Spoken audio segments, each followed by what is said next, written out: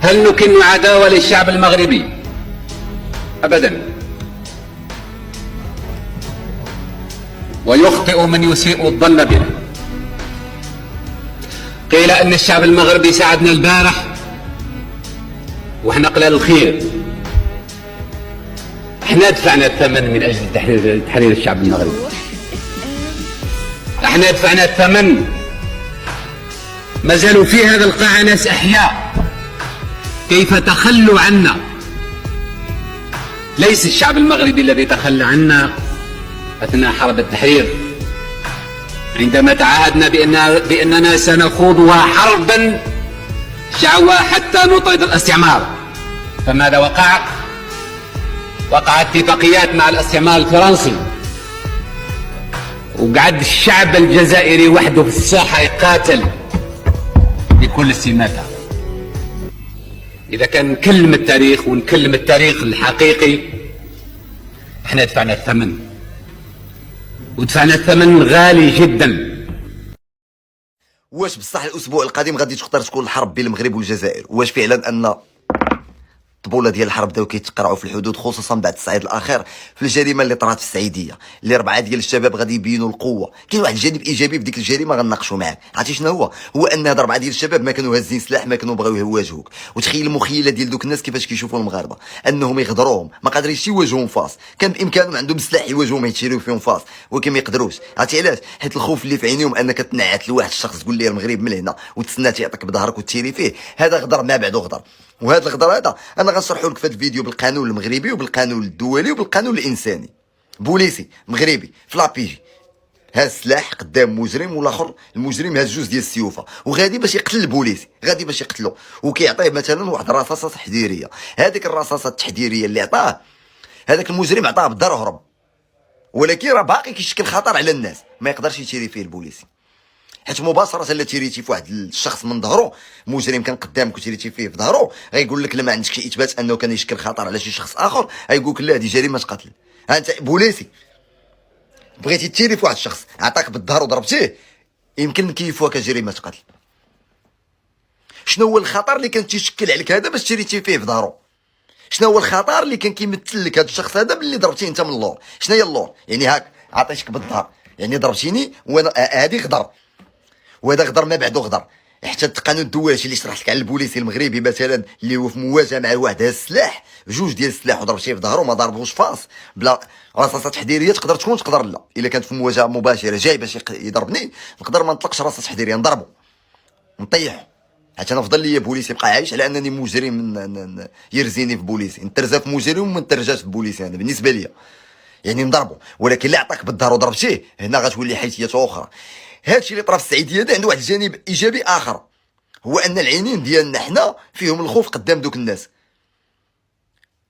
باش توصل بك ديك الدرجه دير ديك الجريمه غير شفتي مغاربه، وعلى التصريح الاخر اللي كيقول الولد تيقول لك انهم هما نعتوا لينا وبدا كنديروا لهم ها المغرب من هنا، وخليتيه تعطاك بالدار. هذا ما سلاح ما والو، جاي يحوص مغربي كتشوفوا فيه ديك النظره ديال انه خالعكم لدرجه انكم تخليوه تيعطيكم بالدار عاد تيريو فيه.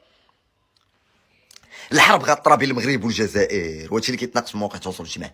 كاينه حرب بين المغرب والجزائر في الاسبوع الجاي او في هاد الايام الجايه، حيت بصح طبول ديال الحرب بدات كتضرب، خصوصا بعد الصعيد الاخر. المناقشه اللي كتناقش في مواقع التواصل الاجتماعي انا غنشرحها لك بالخشيبات باش تفهم الدرويش انت، ما تبقاش يبداو يدخلوا لكم. هذا الغريب في الامر انني تيصيفطوا لي شي فيديوهات ديال واحد الصحفيين اللي كنا فعلا كنشوفهم واو، كنقول ما شاء الله عندهم كفاءه وكومبيتونس، كيناقشوا مساله ديال شكون الرابح ما بين الحرب بين المغرب وما بين الجزائر. المناقشه ديال الحرب بين المغرب والجزائر، نتوما راه ماشي 2 دول كاينين في جزيره هولولولو، راكم في واحد الموقع استراتيجي ديال المغرب ما كيسمحش لي انه يدخل في حرب. وهادشي الناس اللي عندهم قراءات، هذه قراءه ديالي، ولكن الناس اللي عندهم قراءات راه غيفهموني، اللي فعلا عندهم يفهموني. راه غدير حرب مع 8 ديال الصباح في المغرب والجزائر، غدير حرب مع 8 ديال الصباح مع 7 ديال العشيه، غينيا كوناكري كامله غتلقاها في سبليون. راه عندك 11 كيلومتر. راه الحرب ماشي بيديك انت ماشي كدوله عظمى، راه دوله عظمى اخرى كتخليك دير هاد الاستفزازات اللي كدير الجزائر مع المغرب. راه كاينين ديروا استفزازات بعضياتكم واستفزوا ولا بتستفز كله يخدم. المغرب الحمد لله راه كيستفزهم بالخدمه وبالعمل بعشرات المليار ديال الدولار اللي غتدخل في صناعه السيارات، بهذه الطرق البنيه التحتيه، بهذه الامور الاخرى راه غادي. هما كيستفزونا بهذه المسائل هادو، يقتلوا لك واحد، يديروا لك واحد العصافر الرويضه في الصحراء، يديروا لك واحد المسائل، يجيبوا لنا دوات ممثلين ديال المرتزقه والارهاب اللي بمثابه منظمه كتشكل خطر دابا البوليزاريو، وهذه باعتراف ديال بزاف ديال الدول.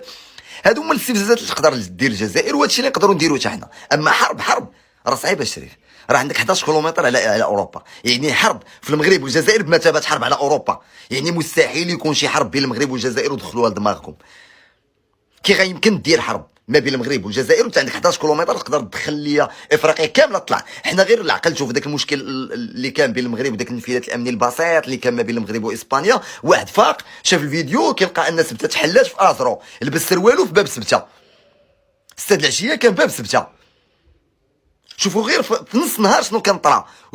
ولكن انت تخيل ان حرب بين المغرب والجزائر وكاين واحد زعزعه الاستقرار. راه زعزعه الاستقرار بين المغرب والجزائر راه ما يمكنش تكون بوحدها، يعني راه ما غتشكلش خطر على المغرب، راه المتضرر الاكبر هي اوروبا، يعني راه اوروبا ما غتشاركش معك في الحرب، ولكن هي المتضرر الاكبر اذا طرات الحرب بين المغرب والجزائر. يعني ديك الخرده اللي كتشري الجزائر ديال السلاح راه كتشريها باش تقوي نفسها قدام دوك المجلات العالميه انها تبان عندها الاسلحه وعندها، ما كايناش شي حاجه اخرى. اما المغرب الحمد لله راه حتى في الاسلحه اللي شفتو راه بدا كيتراجع في المشتريات. كيشري ماشي ما كيشريش، كنقويو المكانه ديالنا، ولكن راه تنفكروا في اشياء اخرى. راه الحمد لله دابا بين سلا لا كنتي غادي لفاس راه كترفوا في طريق ناسيونال. راه لو تولد الماء راه الجزائر راه تحلم بها وقيلا ما راه عندهم الغاز وعندهم مشكل ديال البوطاج. قسما بالله دخل دابا اليوتيوب ودير دابا مشكل الغاز في الجزائر، تلقى عندهم مشكل ما عندش المغرب ما عندوش الغاز، وما ما عندناش مشكل مع البوطه، هما عندهم مشكل ما كيوصلهمش للبوطاج، الطريق ما عندهمش. راه 2 مدن ولا 3 اللي عندهم صافي، مترو دارتو ليهم فرنسا كاع البنيه التحتيه راه زعما راه استفزازات ديال الجزائر راه حدانا.